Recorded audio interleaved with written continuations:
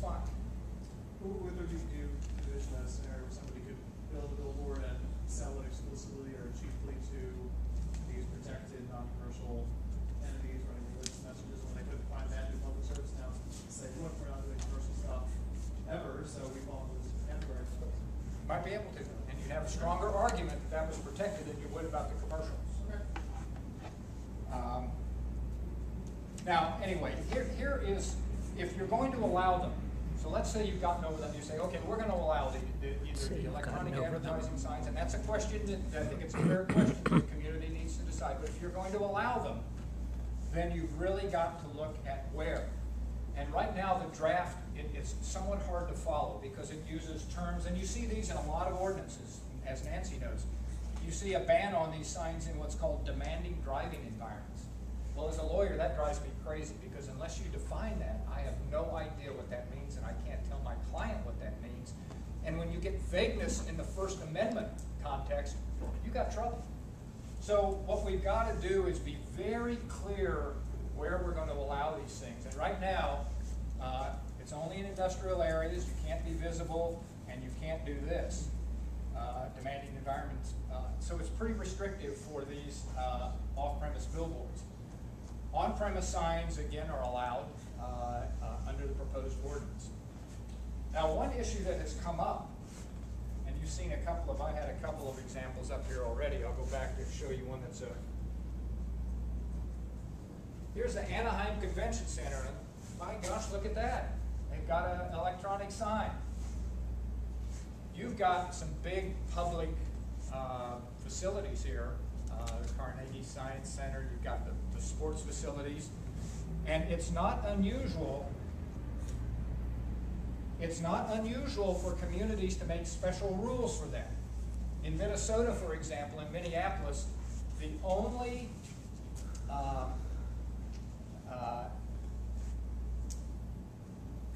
only facilities like that can have big electronic signs are the Metrodome, the Target Center, and the big public destination facilities, and that's basically how they define it. And so you could possibly have some different rules for certain types of uses.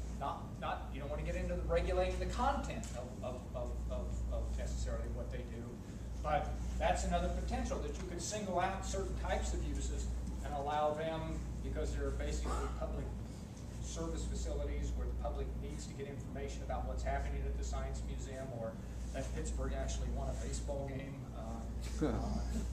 I'm a Rockies fan, so so that's one of the first things you all are going to have to discuss. There's a proposal out there. I'd say it's a middle of the road proposal, what you have in front of you now. The scope that you see in communities is either ban them, do what you've done here, or some communities are more liberal. It's Katie bar the door, let them go. So that's a key thing that you're going to have to deal with.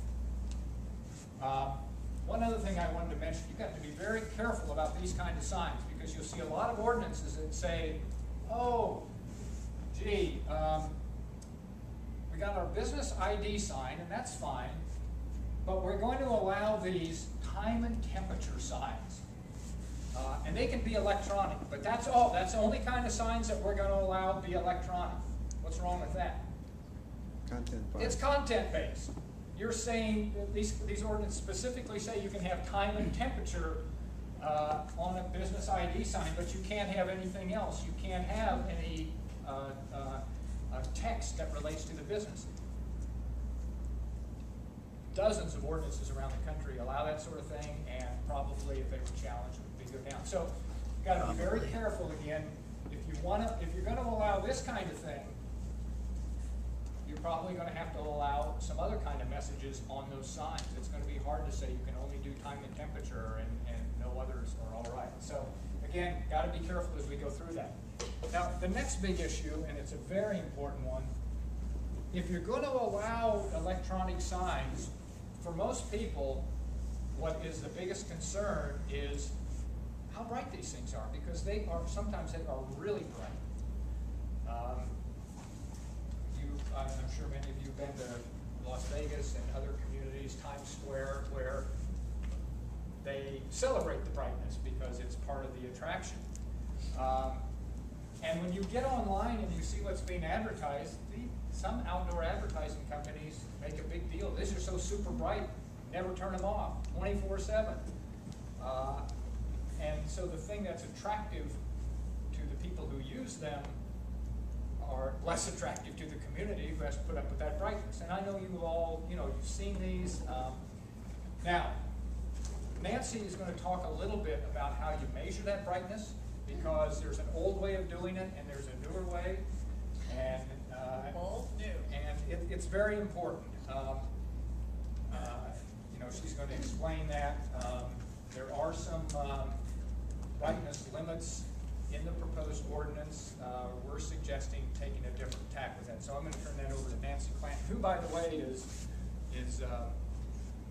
really one of the leading lighting and sign lighting experts around the country, who I've learned a lot from, and so it's always good to have good technical information. So Nancy, if you'll explain a little bit about what the terminology is and how to measure brightness. You bet.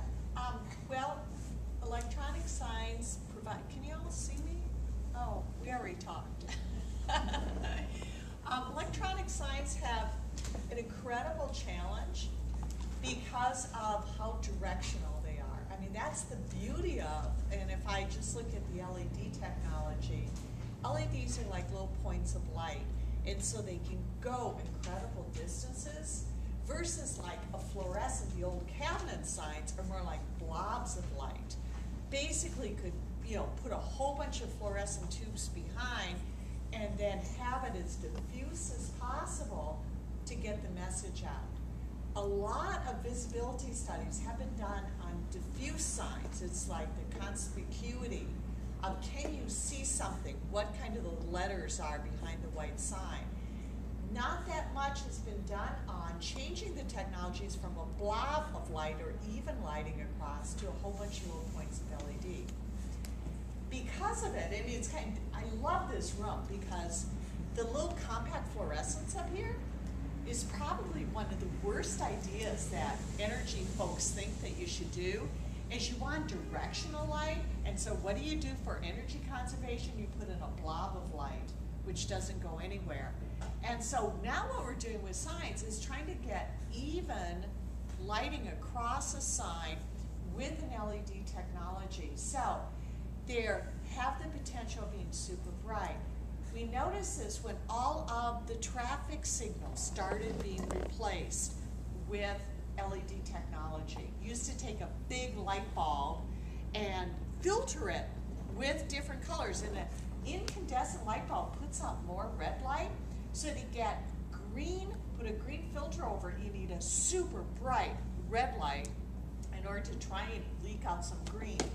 Well, when they changed the whole regulation, Federal Highway Administration, was that they said, okay, we'll take the same amount of light that this incandescent puts out, and we're going to go with LEDs, which is monochromatic, puts out exactly that amount of light, so they didn't have that filter type of problem with it, and as a result, the green lights became way too bright, especially at night. In rural areas, you gotta look right up at that green light and it flashed in your eyes. You had some problems if you're on a rural highway.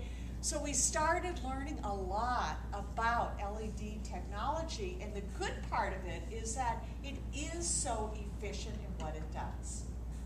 It also lasts a long time. I mean, you don't have the maintenance issue of going to replace the light bulbs, all of that.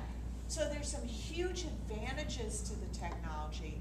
Now what we have to do is learn how to use it wisely and artfully and tastefully, and not just say electronic technology is bad. No, it's bad if it's misapplied and misused. And so that's kind of what we've been discovering with signs, and that's just the brightness of signs. And the one thing that the old way of measuring brightness is a lot of lighting codes. You'll see how many foot candles, at a property line or line of sight. The problem with foot candles is that